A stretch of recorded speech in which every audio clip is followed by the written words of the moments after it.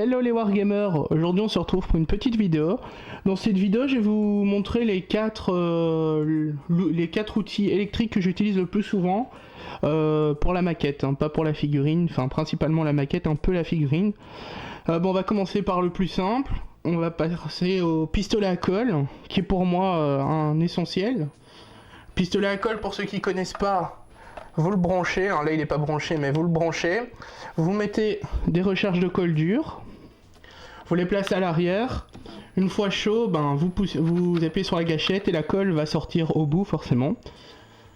L'avantage de ce pistolet, ben, c'est que c'est ultra rapide. Moi je combote les deux entre la colle à bois, donc la colle PVA, la colle blanche, et le pistolet à colle. Quand vous avez énormément de décors à faire, comme par exemple, bah, je sais pas, des ruines, vous faites brique par brique et compagnie, ben, le pistolet à colle vous est très utile. J'ai déjà fait des faux planchers pour une fausse auberge d'une maquette que j'avais fait, ben, tout a été fait au pistolet à colle. Et niveau prix, ça coûte une quinzaine d'euros, 20 € maximum. Vous avez quelques recharges de colle dure, et ben, votre pistolet il est parti à vie, quoi. Théoriquement, il n'y a pas de raison qu'il foire. Tout ce que vous avez à prévoir, c'est les recharges de colle, mais tout comme avec de la colle blanche. Donc l'idéal, c'est de comboter les deux selon ce que vous avez à faire. On va passer au deuxième outil. Alors maintenant, on va s'attaquer à la Dremel. Donc la Dremel, c'est quoi? Bah, c'est tout simplement une petite ponceuse entre guillemets à main, où vous pouvez y placer un outil au bout. Vous avez des différentes pierres, vous avez également de la pierre à poncer et compagnie. Ça franchement, c'est une entrée de gamme, un Power Plus, c'est une entrée de gamme, je crois qu'elle m'a coûté 30 € avec pas mal d'outils comme vous pouvez le voir, avec les pierres comme je vous ai dit et compagnie. Franchement ça sert à rien de prendre trop cher pour du modélisme. Vous n'allez pas en avoir l'utilité d'acheter un truc haut de gamme pour ça. Moi je m'en sers principalement pour ébasurer certaines figurines. Attention, pas ébasurer la figurine en elle-même. Mais par exemple, comme vous prenez les figurines de Briscard, qui sont assez grandes et qui ont pas mal de bavures au pied, eh ben, vous pouvez les ébavurer facilement avec ça. Sinon vous avez aussi les figurines de Bolt Action qui sont en métal, vous pouvez également les ébavurer avec. C'est ma principale utilisation, mais je vous avoue que je la sors pas trop souvent, je la sors vraiment que quand j'ai beaucoup de figurines à faire. Voilà, on va se retrouver pour le troisième outil. Et donc on se retrouve maintenant avec le Thermocut. Donc en gros, hein, c'est pour faire simple, c'est un fil chaud et vous pouvez couper le polystyrène avec. En fait c'est simple, donc vous avez un petit fil ici, je sais pas, à mon avis on le verra pas là, trop à la caméra, parce qu'il est ultra fin. Vous prenez votre polystyrène, vous le laissez chauffer quelques instants, et puis hop, comme vous pouvez le voir, vous pouvez couper votre polystyrène ultra facilement. Pour moi c'est un incontournable parce que, enfin si vous en avez l'utilité bien entendu, c'est juste ultra pratique quand vous avez beaucoup de polystyrène à couper, si vous faites des briques pour par exemple des ruines et compagnie. C'est entre autres en partie pour cette machine là que je vous fais la vidéo parce que je vais bientôt faire pas mal de tutos décors où je vais l'utiliser.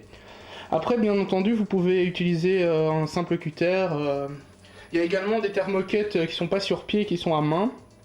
C'est un peu plus compliqué pour couper droit, mais c'est tout à fait faisable aussi. Ça coûte 100-120 € je pense, je pense que c'est une centaine d'euros je pense. C'est vraiment, si vous utilisez beaucoup de polystyrène, enfin vous coupez beaucoup de polystyrène, pour moi c'est vraiment l'essentiel. C'est peut-être la machine, enfin entre ça et le tube de colle, c'est les deux que je vous conseille le plus. Donc on est parti pour la troisième machine. On part maintenant sur la dernière petite machine, qui est donc une scie à main sur pied, de modélisme, attention. Donc on a ici la lame hein, qui est ultra petite, hein, je sais pas si vous verrez bien, mais bref, elle est ultra petite. Vous pouvez augmenter la taille ici, de la hauteur du socle et de la hauteur. Vous pouvez la monter, hein, la descendre, voilà. Mais pas trop parce que de toute façon c'est pas fait pour, hein, donc vous êtes vraiment assez limité, je pense. Là c'est vraiment le maximum. Elle est utile pourquoi? Bah si vous avez vous travaillez beaucoup avec le bois, bien sûr on reste sur pas de la bûche, hein, du truc de modélisme. Donc le bois, tout ce qui est plastique aussi, genre pour faire des faux tuyaux et compagnie, c'est très pratique pour les couper. Vous pouvez également couper du métal avec, du cuivre, enfin... Vous pouvez couper un peu toutes les matières en réalité. Moi je m'en sers principalement pour le bois surtout. et un peu pour le plastique.